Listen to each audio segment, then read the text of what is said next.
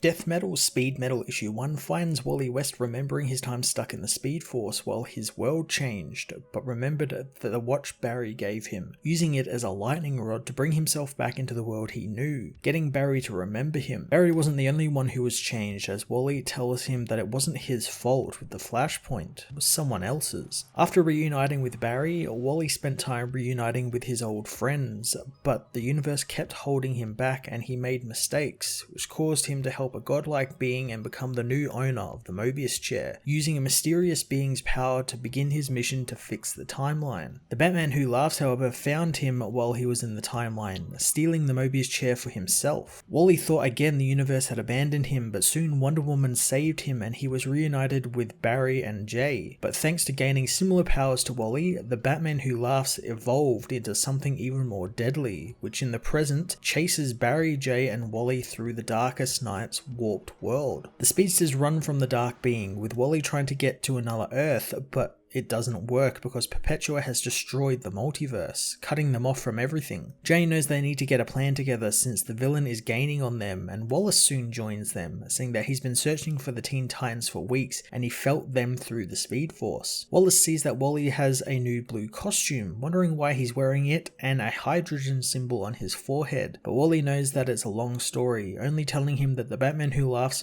wants to steal his anti-crisis energy. The Flash tells them to focus as each step they take puts a strain on the Speed Force, and they aren't just burning out their bodies, they are also burning the Speed Force out. Soon war drums echo through the world as a horde of dark Flashes join the race, gaining on the Flashes as Barry knows that they are being toyed with the Darkest Night wanting to outsmart the heroes, since if these dark Flashes are connected to their Speed Force, it means it will burn out even faster than it already is. One grabs Jay, burning his arm as Barry comes back to help him, saying Jay would never leave them behind and he's not leaving him behind, as the Joker Flash tells Wally this is the end of the line for him. Wally however has a plan, but it's risky, gathering the family close to him as he speaks the Speed Force formula, using it to stop time. Wallace feels a drain, learning from Wally that the formula drains their abilities in the Speed Force and accelerates the burnout as the Darkest Night pushes against the Speed Force wall. Flash knows that bought them a few minutes, but the moment time unfreezes, they are done. Wallace however may have just found an option for them as they have arrived at the Central City Flash Museum, thinking maybe something inside could help them. Barry knows the building is completely empty, having already checked it, as Wally asks if any other speedsters are around that could help them, but there are none. Jay knows that it's just them and them alone, as Barry knows that if Wally hadn't acted irresponsibly with the Speed Force formula, they could have kept running. Wallace knows that it got them a moment to catch their breath, but Barry knows it was for nothing. Jay yells at them to stop, learning from Wallace that the Flashes are probably going to fight again like they did when Hunter Zolomon came between them and the Speed Force barrier broke. Jay smacks the men on the back of their heads, telling them to stop arguing. Barry thinks that maybe they can put as much distance as they can between them and the Dark Flashes, and luckily Wally knows how they might do that. The Mobius Chair. Wally knows that the Batman Who Laughs took the chair, but it rejected him, but now that he has some anti-crisis energy, he will try to sit on it again, but Wally wants to beat him to the punch. Barry knows that they will need to run back towards the Horde to do this, and Wally knows that they can't keep running in circles, so they will need to run into the Horde. Barry refuses to do that since Flashes move forward, but Wally knows that sometimes they need to go backwards, reminding Barry that he taught him that they don't run from danger, they run towards it, and if he won't run with him, then he will do it alone. Wally takes off for the museum as Jay asks Barry if he's going to go after the boy. Barry follows after Wally, finding him inside looking at a Flash family portrait, telling the man that he saved the world when Barry was gone, even the multiverse, and he did it a ton of times and he did it all alone. Yet he always feels like he's running behind Barry, and when Barry returned, he got shoved to the back. Barry knows that he didn't want that to happen and knows that he missed so much, like Wally growing up to become the Flash, and sometimes he forgets that. He knows that he's afraid of losing Wally again since Eobard Thawne recently showed him how much he hurt hurt their family, and he doesn't blame him for his mistakes and won't make the same mistakes again, knowing that he will be there for Wally now, since whatever they do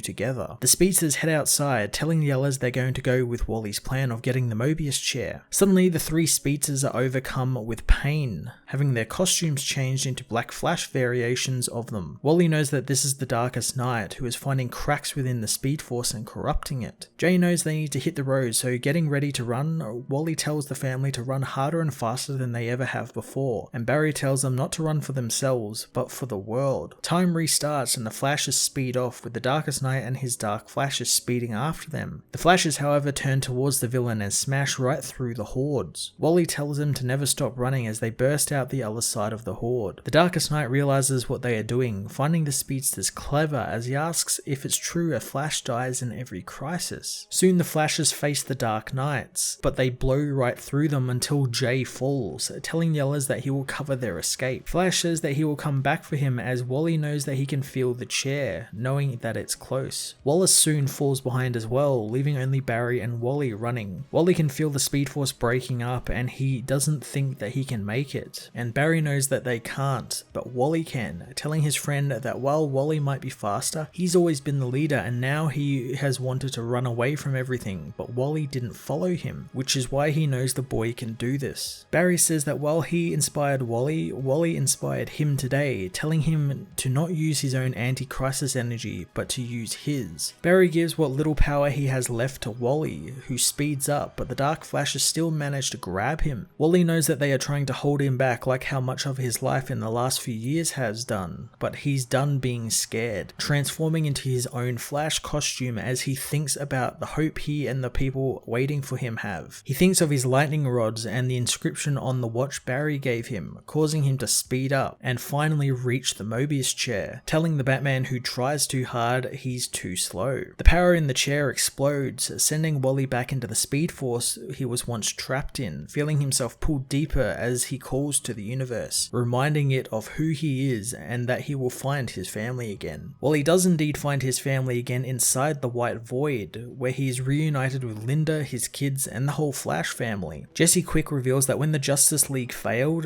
they shared their speed with one another, something Bart came up with and it sent them to this place. Max says that Wally was trapped here before and it allowed him to avoid changes in the universe, and now they are using it to their advantage, since while the Speed Force kept them apart for so long, it's now saving them. Barry is reunited with Iris as Linda asks about Wally's new blue costume the kids mentioned, but knows no matter what he wears, Wally West is her Flash. Wally meets with Bart, knowing it's good to see the kid again, thanking him for saving them. Wallace wonders if they can stay here and avoid the Batman who laughs, but Wally knows that he would find this place eventually, and besides, the Justice League need them. Looking over the Mobius Chair, Wally knows that they need to get it to Wonder Woman and they can't give up an inch of hope. Jay asks if his father is going to sit on the chair again, and Wally tells him that he'll do whatever it takes to save his family and the multiverse. He asks Barry and Jay if they are up for another run, and the men are, telling the others to stay there since he will call on them when the time is right. The Speedsters don't say goodbye, knowing that they will see their family again soon, as Wally knows that they are racing into a war. Wally changes back into his blue costume, channeling his crisis energy into the chair as Barry tries to thank the man, but Wally tells him that there is no time to get emotional right now, telling Barry to lead the way, but Barry tells Wally that it's his turn as Wally West leads the Flashes into war. Death Metal Speed Metal issue 1 was a damn fine issue that, much like Trinity Crisis, is really required reading since it involves Wally West and the Flash family in an integral role that could change the game for the heroes in the war against the Batman Who Laughs and Perpetua. I love the rather meta commentary from Joshua Williamson here about how Wally really was kind of shoved to the back and forgotten about once Barry came back to life in Flash Rebirth. It was really played well here and added to the character's development of always seeing himself as sort of like a second-rate character, and how other characters around him also kind of see that but don't realize they see that. I thought that was really nice on Barry's part, how he admits to forgetting about that and then making Wally kind of the leader of the team. I thought that was quite cool. This is also a great companion piece to Williamson's final Flash issue out this week as well, and it's just a great celebration of the Flash and their families and how